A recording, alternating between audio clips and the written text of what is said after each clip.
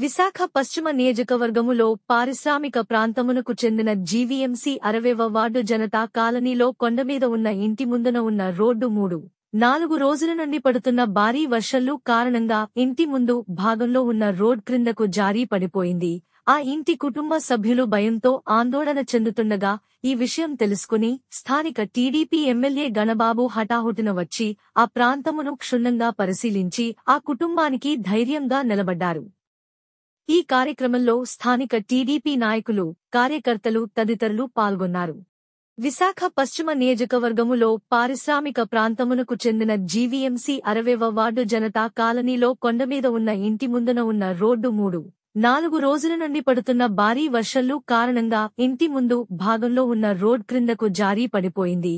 ఆ ఇంటి కుటుంబ సభ్యులు భయంతో ఆందోళన చెందుతుండగా ఈ విషయం తెలుసుకుని స్థానిక టీడీపీ ఎమ్మెల్యే గణబాబు హఠాహుటిన వచ్చి ఆ ప్రాంతమును క్షుణ్ణంగా పరిశీలించి ఆ కుటుంబానికి ధైర్యంగా నిలబడ్డారు.